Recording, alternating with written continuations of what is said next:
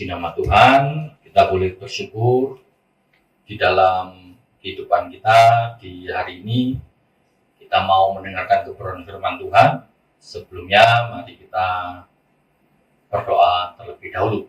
Bapa kami di dalam surga, dalam nama Tuhan Yesus kami mengucap syukur buat segala kebaikan dan pertolongan Tuhan. Kalau sebentar kami mau belajar kebenaran firman Tuhan, berkati hamba-Mu dan berkati setiap jemaat Tuhan yang mendengarkan. Dan kami menyerahkan semuanya ke dalam tangan Tuhan, Tuhan yang menyertai dan memberkati. Di dalam nama Tuhan Yesus kami berdoa dan ucap syukur, haleluya, amin. Di nama Tuhan, di hari ini kita belajar satu kebenaran firman Tuhan dari tokoh Abraham. Di mana kalau kita lihat di dalam kehidupan kita, tokoh Abraham ini sangat yang terkenal, yang dimana bisa diingat oleh semua orang bisa tahu tentang Abraham.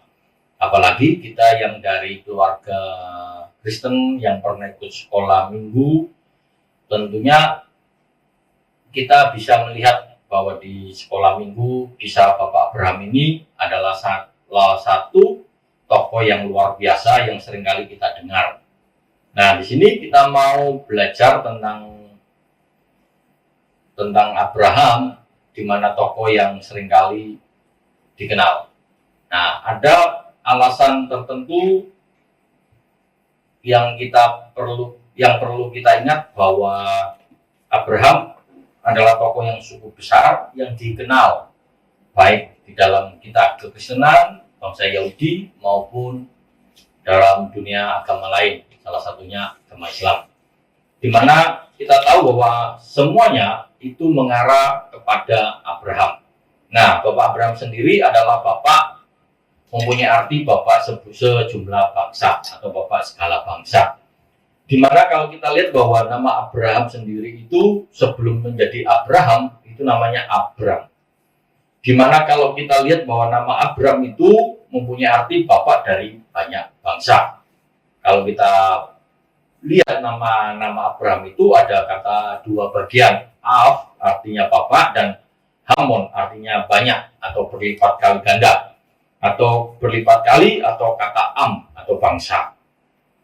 Ketika disambungkan menjadi nama Ki-Av, Hamon, Goyim, Neta, Tika, artinya karena aku membuat menjadi Bapak dari banyak sekali bangsa-bangsa. Kita bisa membaca di dalam Kejadian pasal 17 ayat yang kelima. Karena itu namamu bukan lagi Abraham, melainkan Abraham, karena engkau telah kutetapkan menjadi Bapak sejumlah besar bangsa. Jadi kalau kita lihat bahwa sebelum Abraham namanya itu Abram, dia adalah seorang Ibrani. Dan kita tahu bahwa Abraham adalah keturunan dari Sem, putra Terah. Jadi kalau kita melihat di dalam Kejadian pasal yang ke-11 ayat ke-26, maka kita akan ketemukan tentang silsilah dari Abraham sendiri. Kalau kita membaca di dalam Kejadian pasal 11 ayat yang ke-26 dikatakan Terah hidup 70 tahun, ia memperanak Abraham, Nahor dan Haran. Jadi kalau kita lihat bahwa Abraham adalah keturunan Nur dari anaknya bernama Sem. Dan Sem mempunyai anak yang bernama Terah, dan Terah ini yang melahirkan Abraham bersama dengan saudaranya Nahor dan Haran. Nah, di sini kita bisa melihat bahwa riwayat hidupnya itu ditulis di dalam Kejadian pasal yang ke-11 ayat 26 sampai 25, pasal 10 sampai pasal 25 sampai ayat yang ke-10. Nah, kalau kita lihat bahwa cukup panjang kisah Abraham ini. Jadi kalau kita lihat Kejadian itu tertulis sebanyak 54 pasal. Nah, kita tahu bahwa pasal yang panjang, pasal dari pasal 1 sampai pasal yang ke-50 ini, kita tahu bahwa Abraham adalah hal yang sangat luar biasa kisahnya. Dari pasal 11 sampai pasal 25, kurang lebih hampir separuhnya itu berkisah tentang Abraham. Jadi kalau kita lihat bahwa Abraham memang menjadi tokoh panggilan pertama Allah itu memakai Abraham, tokoh senter yang luar biasa. Nah, di sini kita bisa melihat bahwa di dalam Perjanjian Baru, Abraham itu juga ditulis dalam Kisah Para Rasul pasal yang ke-7 ayat 2 sampai ayat yang ke-8. Jadi kalau kita lihat bahwa sini adalah kisah tentang Abraham itu menjadi satu yang menarik buat kita sebagai anak-anak Tuhan. Dan kalau kita lihat bahwa daftar keturunan langsung melalui putra-putranya, kalau kita lihat putra-putranya Abraham, ada Isa, ada Ismail, itu tertulis dalam Kejadian pasal 25, pasal 11 sampai 19. Dan kita bisa melihat bahwa hidup Abraham boleh menjadi satu keteladanan di dalam hidup kita karena imannya kepada Tuhan. Baik kalau kita lihat bahwa imannya Bapak Abraham itu menjadi teladan baik bagi kita orang Kristen, orang Yahudi maupun orang Islam. Nah, di sini kita bisa melihat bahwa di dalam kehidupannya Abraham ini lahir di negeri yang bernama Ur Kasdim, di mana ia hidup bersama dengan Terah bapaknya. Dan kita tahu bahwa saudara laki-lakinya Nahor dan Haran. Juga ada keponakannya yang bernama Lot. Jadi kalau kita lihat bahwa ia menikah dengan Sarah setelah Haran meninggal. Lalu ia pindah ke tanah Haran bersama istrinya, bapaknya Lot. Nah, kita tahu bahwa di sini bisa mengetahui bahwa ketika Terah meninggal di Haran, disitulah Allah memanggil Abraham. Panggilan Allah kepada Abraham pada Abraham berusia 75 tahun dan meninggalkan Haran bersama dengan Lot melalui perjalanan Sikem dan Betel menuju atau masuk ke tanah Kanaan. Dan di sini kita tahu bahwa kehidupan yang dialami oleh Abraham setelah dia memperoleh panggilan yang Tuhan berikan, kita bisa melihat bahwa di dalam kehidupannya itu ada bahaya kelaparan memaksa dia pergi ke Mesir melalui Negev. Di sini kita bisa merenungkan sejenak bahwa mengikut Tuhan tentunya tidak mudah. Dalam arti kalau kita mengikut Tuhan bukan berarti kita ini bebas dari masalah. Abraham ini baru dipanggil, tidak lama kemudian dia harus menghadapi yang namanya bencana kelaparan. Nah, di dalam bencana kelaparan ini kita bisa melihat apa yang menjadi maksud dan rencana Tuhan kepada Abraham. Ketika dia mengungsi ke Mesir, ia dan Sarah dapat lolos dari Firaun. Dan kita tahu kisahnya bahwa Abraham mengungsi di Mesir. Di sana Abraham bisa ketemu dengan Firaun. Lalu kita tahu bahwa Firaun mengambil Sarah, istrinya, untuk diambil oleh Firaun. Tetapi kita bisa mengetahui Allah mendatangkan tulah atas Firaun, dan disitulah Firaun menjadi marah, mengatakan kenapa tidak mau mengakui. Dan di sini kita juga tahu kisah ini di mana Abraham itu tidak mau jujur kepada Firaun. Dia mengaku Sarah ini sebagai saudaranya. Memang di dalam keturunan Sarah memang masih saudaranya dari Abraham. Tetapi status tentang istrinya dia tidak mau menyampaikan kepada Firaun.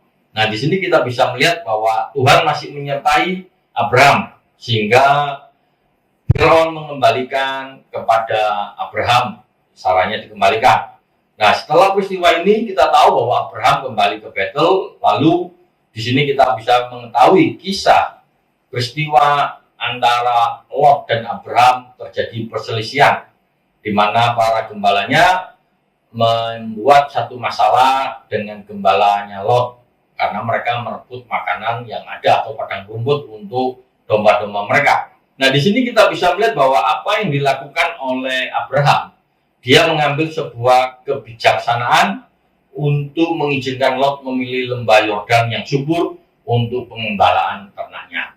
Nah, kalau kita lihat bahwa sebetulnya di sini, kalau kita renungkan sejenak, Abraham itu secara tidak langsung kurang percaya dengan janji Tuhan.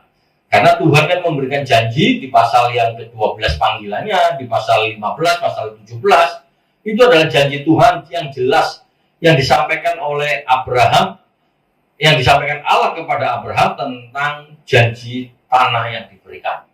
Tetapi kalau kita lihat bahwa Abraham itu kurang meyakini sehingga memberikan tanah itu kepada Lot. Lot suruh memilih dulu. Jadi kalau kita lihat bahwa apa yang dipilih oleh Lot itu adalah hal pilihan yang wajar bagi kita. Ketika diberhadapkan tanah yang subur dengan tanah yang tidak subur, pasti semua orang akan memilih tanah yang subur. Dan demikian juga Lot memilihnya. Tetapi apa yang dipilih oleh Lot, Tuhan mau menunjukkan bahwa pilihan yang bukan menjadi miliknya Lot, itu Tuhan memberikan hukuman dengan belerang. Kenapa Tuhan menghukum tanah Yordan itu yang pilihannya Lot itu dengan belerang ingin mengubah tanah yang subur itu menjadi tidak subur lagi. Dan kita tahu bahwa akhirnya Lot diselamatkan. Nah, di sini kita boleh belajar, terkadang kita juga meragukan janji Tuhan.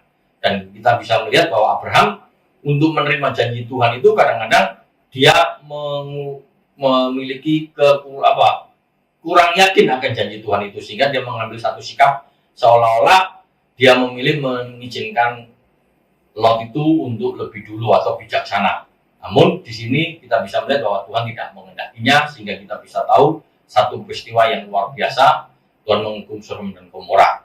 Nah, ketika Allah menjanjikan Abraham untuk memiliki suatu daerah, dimulai dari Sungai Efrat ke arah barat daya, dan Abraham kembali ke Mamre dekat Hebron. Nah, kalau kita lihat bahwa adanya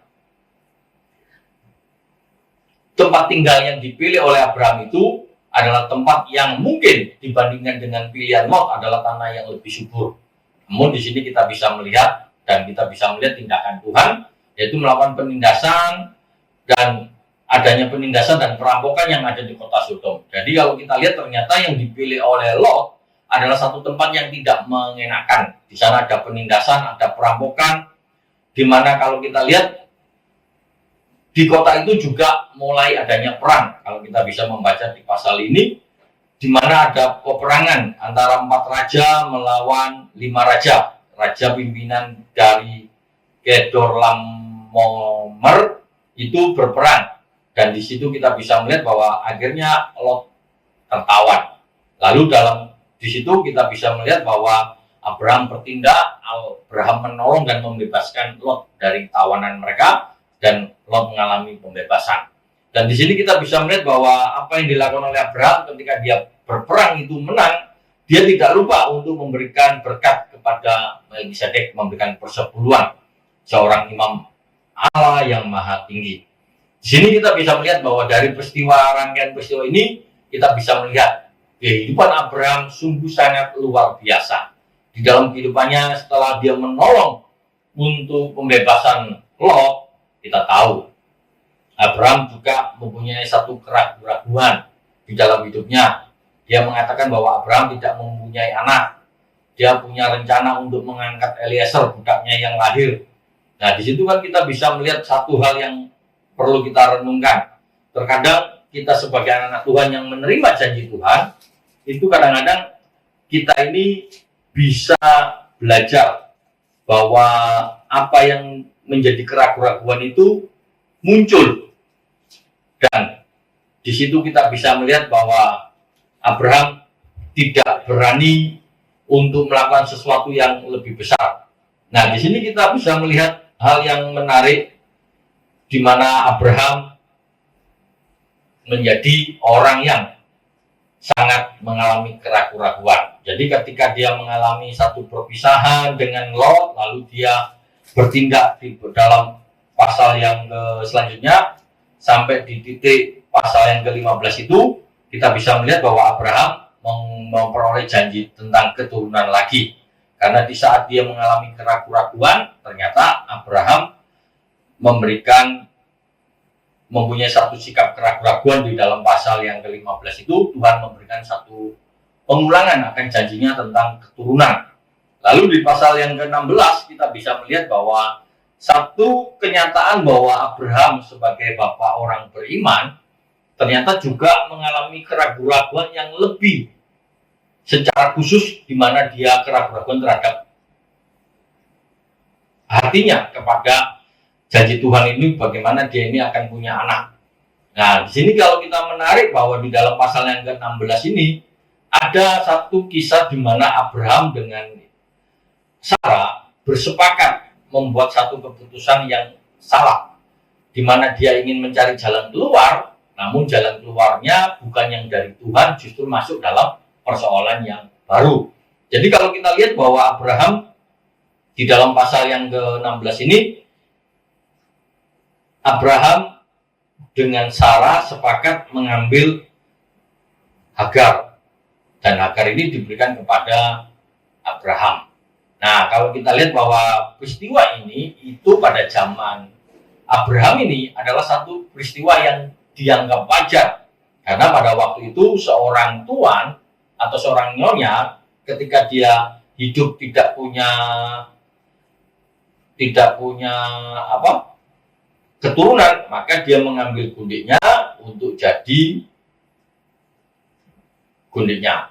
Nah, di sini kita bisa melihat apa yang terjadi, bahwa Abraham akhirnya mengambil Hagar dan punya anak yang bernama Ismail. Di sini kita bisa melihat bahwa Abraham adalah satu pribadi yang juga mengalami keraguan-raguan. Meskipun orang disebut sebagai orang bapak orang beriman, ternyata dalam kehidupannya juga mengalami keraguan-raguan. Jadi tidak mesti orang beriman itu tidak punya keraguan-raguan. Abraham ini juga memiliki satu keraguan-raguan. Nah, di sini kita bisa melihat bahwa peristiwa ini menjadikan satu perenungan buat kita. Abraham juga pernah mengalami keraguan-raguan di dalam satu keadaan tertentu. Di dalam kehidupan kita pun juga mungkin mengalami satu peristiwa keraguan-raguan, ketidakpercayaan kepada Tuhan oleh karena masalah yang ada dalam hidup kita. Namun di sini kita mau belajar bahwa Abraham melihat di dalam keraguan-raguannya, Tuhan lihat, Tuhan izinkan, kita bisa melihat bahwa apa yang dibuat oleh Abraham dan Sarah satu keputusan yang tidak tepat. Dan kita bisa melihat bahwa apa yang terjadi di mana Abraham bisa memiliki anak dari Hagar dan keturunannya yang Ismail juga diberkati Tuhan. Nah, namun setelah peristiwa di pasal 16 ini, kita tahu bahwa Tuhan mengulangi lagi dan memberikan tanda sunat sebagai tanda yang meyakinkan Abraham untuk percaya kepada Tuhan. Lalu di pasal 18, Allah juga memberikan pengulangan lagi janji tentang keturunan. Jadi kalau kita lihat sungguh sangat luar biasa janji Tuhan ini kepada Abraham. Di saat dia mengalami keraguan-raguan, Allah menguatkan kembali tentang janjinya. Lalu kalau kita lihat bahwa di dalam pasal yang ke-19, Lot itu diselamatkan dari hukuman. Sebelumnya Abraham melakukan doa syafaat bagi Tuhan, dan Tuhan tetap memberikan pertolongannya kepada Lot. Nah, kita bisa memasuki bahwa ketika Sarah meninggal, kita tahu bahwa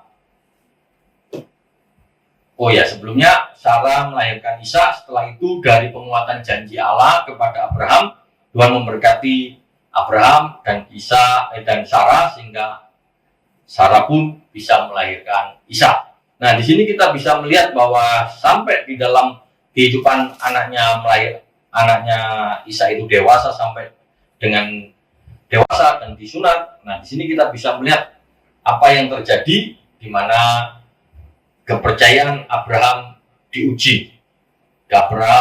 Keadaan imannya Abraham pun diuji lagi. Tadi menantikan anaknya yang ditunggu-tunggu kurang lebih 25 tahun. Abraham itu menanti janjinya Allah di dalam dirinya. Namun setelah dia memiliki anak, ternyata anaknya disuruh mempersembahkan.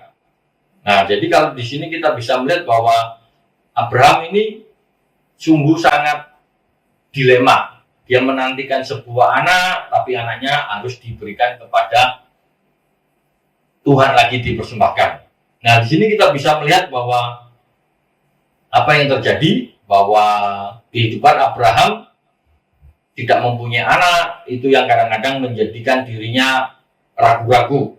Sempat dia mau mengambil Eliezer budaknya yang lahir di dalam keluarganya, tetapi di sini kita bisa melihat ternyata Abraham dikuatkan melalui janji yang khusus.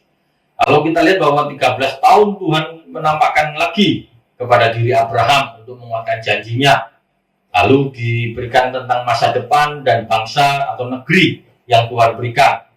Di situ kita bisa melihat bahwa Abraham dan Sarah mengalami perubahan. Abraham menjadi Abraham, Sarah menjadi Sarah, Sarai menjadi Sarah, dan itulah janji yang diberikan Tuhan. Sehingga janji itu memperoleh seorang putra yang diteguhkan oleh Teofani di Mamre, walaupun awalnya Sarah tidak percaya. Kita bisa mengetahui bahwa terkadang janji Tuhan itu mau diberikan kepada kita, respon kita pun kadang-kadang ragu. Sarah pun mendengar itu tertawa, makanya diberi nama Ishak. Nah, di sini kita bisa melihat bahwa ketertawanya Sarah itu adalah tertawa keraguan-raguan. Tetapi kalau kita lihat bahwa Abraham tertawa karena percaya janji Tuhan itu telah diberikan. Seringkali kita mendengar orang atau kita melihat sikap orang itu menerima janji Tuhan itu ada dua. Pertama, tertawa dengan percaya Tuhan itu sanggup menolong, atau yang kedua, tertawa dengan keraguan-raguan. Nah, kalau kita lihat bahwa setelah Abraham memperoleh anak, Tuhan pun juga memproses apa yang terjadi di Sodom dan Gomora. Ketika hukuman mengancam Sodom dan Gomora, diberitahuan kepada Abraham, ia berbicara kepada Allah. Dan ia bertindak selayaknya seorang lawyer demi keselamatan penduduk Sodom dan Lot yang ada di dalamnya. Dan disitulah kita bisa melihat bahwa Abraham ini seperti seorang pembela yang mengutarakan maksud dan tujuannya untuk membela Lot supaya terhindar dari hukuman. Nah, kalau kita lihat bahwa selanjutnya Sarah melahirkan Ishak bagi Abraham yang sudah berusia 100 tahun. Demi kesinambungan pewaris garis keturunan, Abraham menyuruh Hagar dan Ismail pergi dengan satu tindakan yang bertentangan dengan kebiasaan Hammurabi.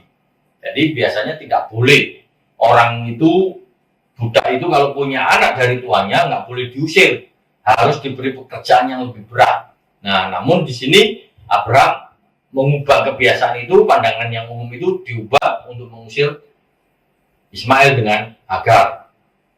Ujian Abraham itu yang berat yaitu ketika dia mau mempersembahkan korban kepada anaknya, yaitu ujian yang dimana kepercayaan Abraham benar-benar diuji, dimana dia diperintahkan Tuhan untuk mengorbankan Ishak di Gunung Moria, dimana ia patuh dan tangannya sedang bergerak untuk menyembelih Ishak. Di situ terhenti ketika tiba-tiba Allah berseru dan seekor domba tersedia sebagai pengganti anak itu.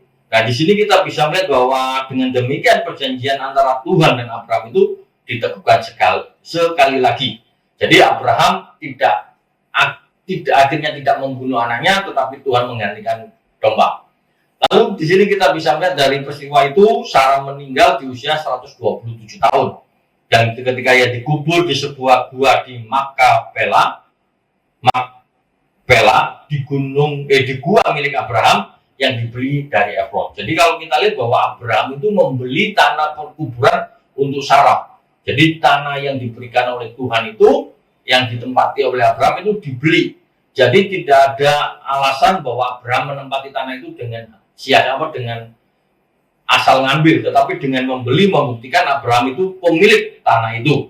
Menjelang kematian, Abraham menyumpah Eliezer untuk menjemput seorang istri bagi Ishak dari kaum keluarganya yang tinggal di Aram.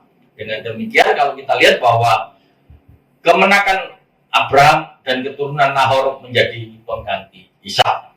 Lalu kalau kita lihat tentang sekilas kehidupan Abraham itu sangat luar biasa, yang panjang. Di dalam kehidupan Abraham juga muncul yang namanya keraguan-raguan hidup. Demikian juga di dalam kehidupan kita yang percaya kepada Tuhan, menerima firman Tuhan, menerima janji Tuhan, kadang pun kita juga mengalami keraguan-raguan. Itu adalah satu di kehidupan yang nyata yang harus kita alami. Namun bukan berarti keraguan-raguan itu menghalangi berkat Tuhan, keraguan-raguan itu menghalangi kita untuk datang kepada Tuhan. Lalu di sini kita mau belajar tentang agama Abraham, monoteisme. Abraham sebelum menjadi Abraham, hidupnya di tengah-tengah komunitas penyembahan berhala, yaitu politeisme. Abraham memiliki rencana yang khusus. Allah memiliki rencana yang khusus kepada Abraham untuk menjadi pribadi yang dipilih, yang dikuduskan atau dipisahkan, menjadi orang pilihan, dan akan menurunkan bangsa-bangsa yang menyembah Allah yang esa. Abraham secara khusus dipisahkan dari orang-orang yang satu kumpulan yang menyembah kepada Allah politeisme. Jadi di sini kita bisa melihat bahwa Abraham menyatakan kepercayaannya kepada Tuhan yang Maha Kuasa, yang kekal, yang Maha Tinggi, yang mempunyai langit dan bumi, hakim yang adil atas segala bangsa, segenap umat manusia. Di sini kita bisa melihat bahwa Abraham beribadah kepada Tuhan Allah dengan memanggil Allah, nama Tuhan, dan mendirikan mezbah untuk tujuan ini. Jadi Abraham adalah pribadi yang menyembah Allah. Lalu monoteisme Abraham ini jelas bertentangan dengan nenek moyang Abraham. Jadi kalau kita lihat bahwa Abraham memang memiliki satu keutuhan atau kebulatan tekad untuk menyembah Allah yang benar. Abraham adalah seorang yang dipilih oleh Allah mulai suatu langkah yang awal bagi rencana yang besar. Jadi pemilihan Abraham, pemisahan Abraham merupakan karya Allah, dan itulah dimulai rencana Allah besar untuk dilakukan. Dipilih dari antara para penyembah berhala, menjadi seorang yang memiliki keyakinan hanya ada Allah yang esa, dan Abraham memegang mandat ini dan dilanjutkan secara turun-menurun. Israel adalah benih dari Abraham, dan tindakan Allah memperbanyak manusia dari satu orang dilihat sebagai penggenap firman secara khusus. Allah Abraham memacu kepada Tuhan Allah di seluruh Alkitab. Dengan nama itulah ia menampakkan diri kepada Musa. Monoteisme Abraham di tengah-tengah pemujaan berhala, cara Allah menampakkan diri kepadanya, memilih dan membebaskan dan memberkati, dan iman Abraham merupakan tema yang mantap untuk nasihat, diskusi, dan pandangan hidup keimanan. Jadi apa yang dilakukan oleh Abraham, apa yang tingkah laku Abraham itu adalah satu tindakan yang luar biasa yang perlu kita lihat, bahwa Abraham memiliki komitmen kepada Allahnya tidak pernah berubah. Abraham dipanggil Allah dari Mesopotamia ke negeri Kanaan sekitar 2000 sebelum Masehi. Di sana ia mengadakan perjanjian. Abraham diminta untuk mengakui Yahweh adalah Allah dan otoritas tertinggi satu-satunya dan universal tentang monoteisme. Dan untuk itu Abraham akan diberkati dan dengan keturunan yang tak terhitung banyaknya. Di sini kita bisa melihat bahwa iman Abraham adalah teladan yang paling mencolok di dalam ketaatan dan kesiapannya melakukan apapun perintah Tuhan. Karena iman ia meninggalkan negeri kelahirannya, yaitu Urs Kasdim. Dengan demikian juga ia dipimpin meninggalkan Haran karena iman ia telah menerima kehidupan setelah setengah mengembara atau sebagai musafir, kendatinya negeri Kanaan telah dijanjikan kepadanya. Monoteisme kepercayaan Abraham kepada Allah juga diikuti oleh seluruh keluarganya, juga hamba-hambanya. Abraham menciptakan komunitas monoteisme di lingkungan secara turun-menurun. Jadi Abraham dan keturunannya itu adalah orang yang tetap percaya di dalam ibadahnya dan dilakukan secara turun-menurun. Ketika kita melihat biodata Abraham, arti Abraham adalah bapak banyak orang atau bangsa. Dia mempunyai ayah yang bernama Tera dalam Kejadian pasal 11. Istrinya adalah Sarah, Hagar, dan Keturah. Lalu anak laki-lakinya dari Hagar ialah Ismail, dari Sarah namanya Ishak, dari Keturah ada Simran, Yaksan, Medan, Median, dan Ishak dan Siwa. Nah, saudara laki-lakinya Abraham adalah Nahor dan Haran, dan saudara perempuannya adalah Sarah. Saudara tirinya adalah Sarah. Ketika kita membaca biodata ini, kalau kita lihat bahwa nama Abraham itu disebut pertama kali dalam Kejadian pasal 11 ayat yang ke-26. Lalu kalau kita lihat bahwa kitab ada nama Abraham disebut di dalam 27 kitab. Mulai dari kitab Kejadian, Keluaran, Imamat, Bilangan, Ulangan, Yosua, 1 dan 2 Raja-Raja, 1, 2 Tawarik, Nehemia, Mazmur, Yesaya, Yeremia, Yeskiel, Mika, Matius, Markus, Lukas, Yohanes, Kisah Para Rasul, Roma, 2 Korintus, Galatia, Ibrani, Yakobus, 1 Petrus. Itu adalah kitab-kitab yang menulis nama Abraham. Lalu ada gelar Bapak Orang Beriman. Lalu tempat kelahirannya di Urs Kasdim dalam Kejadian 11 ayat 31. Tempat kematiannya dekat Hebron di Kanaan, Kejadian 23 ayat 19. Terakhir kali disebut di dalam 1 Petrus pasal 3 ayat yang ke-6, umurnya 175 tahun ketika Abraham wafat. Ditulis di dalam Kejadian 25 ayat yang ke-7.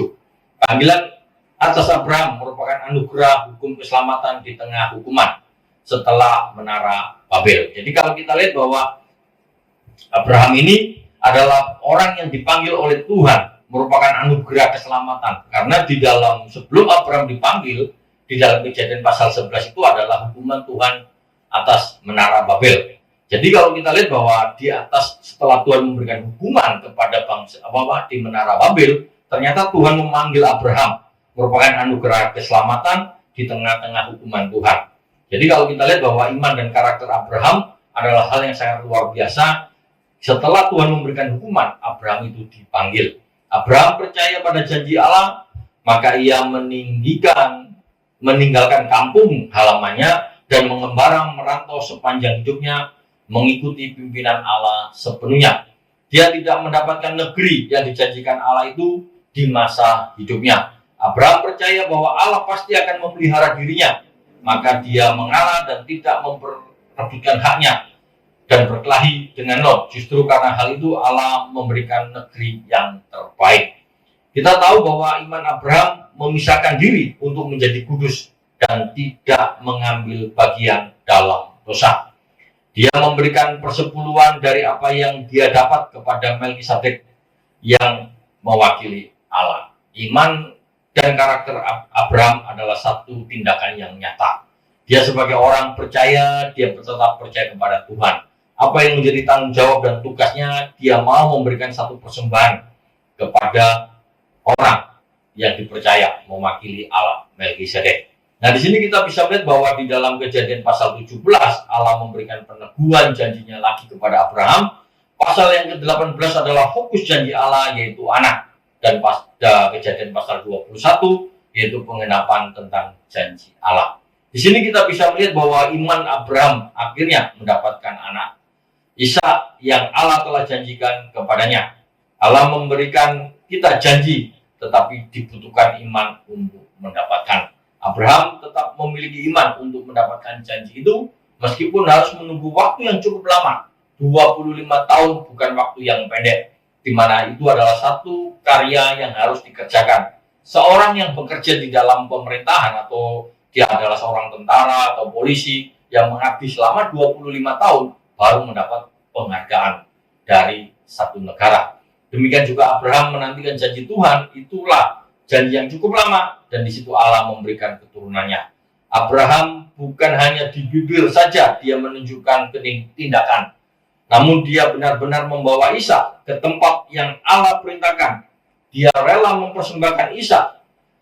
Iman dan tindakannya tidak dapat dipisahkan. Abraham memberikan korban kepada Ishak adalah satu kenyataan bahwa dia percaya, bukan dengan mulutnya saja, tetapi dengan tindakan yang nyata. Iman Abraham adalah iman yang mempercayai bahwa Allah yang dia percaya adalah Allah kebangkitan. Dia memiliki satu konsep, kalaupun anaknya dikorbankan, mati, nanti Allah akan membangkitkan. Adalah satu iman yang sangat luar biasa. Dia memiliki kuasa kebangkitan. Dia percaya bahwa Allah memiliki kuasa kebangkitan. Allah juga mengetahui bahwa apabila dia mempersembahkan Ishak, Allah dapat membangkitkan Ishak, dan dia akan mendapatkan anaknya kembali. Satu keyakinan yang tinggi dimiliki oleh Abraham ketika dia memberikan persembahan. Seluruh tujuan pengujian Allah pada Abraham adalah supaya Abraham belajar untuk mengandalkan Allah dengan sepenuh hati di dalam kehidupannya.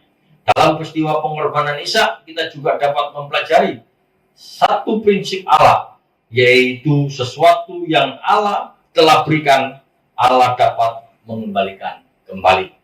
Jadi kalau kita renungkan sejenak bahwa Allah itu tidak mau berhutang. Apa yang sudah Tuhan berikan, tidak mungkin Allah itu akan mengambil. Kalaupun Allah mengambil, itu harusnya jadi milik Abraham, juga harus diberikan kepadanya. Di sini kita bisa melihat Abraham disebut sahabat Allah atau philos tauteo, berarti kekasih yang dikasih atau sahabat secara sahabat. Jadi di sini kita bisa melihat bahwa Alkitab menerjemahkan dalam bahasa Indonesia itu dikatakan dengan sahabat atau saudara. Abraham, sahabat Allah, menjadi perhatian bagi Rasul Yakobus, sehingga dia memperhatikan pada pemberian gelar sahabat Allah yang ditulis oleh Nabi Yesaya dan juga yang mengaitkan dengan Kejadian 15 ayat yang ke-6. Istilah sahabat seperti dijelaskan di atas adalah bermula dari hubungan yang erat karena kasih yang mengisyaratkan intim dan menyampaikan rasa kedekatan, kepercayaan, dan berbagi. Itu adalah seorang sahabat. Kalau kita membaca dalam kitab Amsal ayat 17 ayat yang pasal 17 ayat yang ke-17, seorang sahabat itu menaruh kasihnya setiap saat dan menjadi saudara dalam kesukaran. Gelar sahabat Allah adalah satu gelar yang luar biasa, bagaimana Allah Maha Tinggi itu menunjukkan anak manusia yang tidak sempurna, yang terbuat dari debu tanah, namun Allah memandangnya dan menjadikan hubungan dengannya bagaikan hubungan persahabatan yang hangat, yang khusus dan kekal, yang dimana Bani Israel ini mewakili perjanjian itu. Jadi kalau kita lihat bahwa Abraham menjadi sahabat Allah oleh karena kasih anugerah Tuhan yang Tuhan berikan kepada Abraham. Abraham manusia yang tidak sempurna namun dijadikan sahabat bagi Allah. Lalu kalau kita renungkan sejenak, apa dasarnya? Bagaimana mungkin Allah dan manusia memiliki hubungan spesial itu? Apa yang menjadi dasar dari timbulnya hubungan persahabatan itu? Yaitu kualitas iman Abraham. Kualitas iman Abraham dapat kita lihat dari seluruh kehidupannya, sehingga dia layak disebut sebagai sahabat Allah. Kejadian 26 ayat yang kelima. Ke dalam kehidupan Abraham, kita bisa melihat tentang kualitas iman Abraham, bukan kualitas yang rendah, tetapi kualitas yang tinggi. Bagaimana Abraham percaya bahwa apa yang diminta oleh Allah dia berikan. Demikian juga kita mau memiliki kualitas iman kita di dalam hidup kita. Kita mau memiliki kualitas yang benar, memiliki kualitas iman yang benar, bukan kualitas iman yang besar. Kalau memiliki kualitas iman yang besar namun salah, maka tidak ada artinya. Kita mau memiliki kualitas iman itu yang benar, meskipun kecil tapi benar di hadapan Tuhan. Itu yang benar, beriman yang benar, bukan beriman yang tidak benar. Itu tidak akan menghasilkan apa-apa, karena kualitas iman Abraham adalah kualitas yang benar. Nah, di sini kita bisa melihat tentang perjanjian covenant di antara Allah dan Abraham. Perjanjian yang sangat luar biasa yang diberikan oleh Allah kepada Abraham, dan perjanjian itu nyata. Dan itu diberikan kepada Abraham, dan Abraham percaya, dan itu diperhitungkan sebagai kebenaran. Abraham menerima perjanjian itu dengan segenap hatinya, maka itu dianggap sebagai kebenaran. Abraham melewati ujian terberat, mengorbankan anaknya yang tunggal. Namun di situ kita bisa melihat bahwa Allah mengganti dengan domba, karena kualitas iman Abraham dengan sungguh-sungguh menyerahkan apa yang diminta oleh Tuhan. Sebagai sahabat sejati bagi Allah, kesetiaan kepada janji itu sangat penting.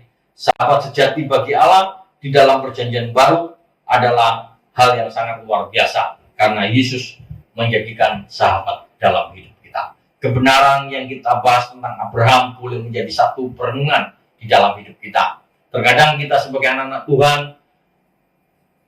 dalam kehidupan kita juga mengalami yang namanya pasang surut iman. Kadang-kadang kita muncul keraguan-raguan kita. Namun di sini kita mau belajar untuk tetap memiliki kualitas iman yang benar di hadapan Tuhan. Meskipun kepercayaan kita tidak sebesar gunung, namun sebesar biji sesawi, namun iman kita benar, itu yang diterima oleh Tuhan. Firman Tuhan di hari ini boleh menjadi satu perenungan dalam hidup kita tentang tokoh Abraham, boleh menginspirasi dalam kehidupan kita. Di dalam mengikut Tuhan, banyak tantangan, banyak pergumulan, namun jangan sampai kita lama di dalam keadaan yang tidak baik. Kita segera bangkit dan mengikuti apa yang menjadi rencana Tuhan dalam kehidupan kita. Amin firman Tuhan, mari kita berdoa. Bapa kami di dalam surga, di dalam nama Tuhan Yesus, terima kasih buat kebenaran firman Tuhan yang Tuhan ajarkan melalui tokoh yang bernama Abraham dalam hidup kami, sehingga kami boleh terus memiliki iman yang benar di hadapan Tuhan, dan kami boleh belajar apapun keadaan kami boleh tetap percaya kepada Tuhan, karena Tuhan boleh menjadi sahabat dalam hidup kami. Terima kasih Tuhan, berkati jemaat-Mu yang sudah mendengarkan kebenaran firman Tuhan. Tuhan memberkati dalam segala aktivitasnya, apapun yang dikerjakan di dalam Tuhan boleh berhasil, dan Tuhan terus menyertai apapun yang menjadi pergumulan kami. Tuhan memberikan kekuatan dan jalan keluar, kesembuhan bagi kami yang sakit, kemenangan bagi kami yang mengalami tekanan maupun penderitaan. Di dalam nama Tuhan Yesus Kristus kami berdoa dan mengucap syukur. Haleluya. Amin.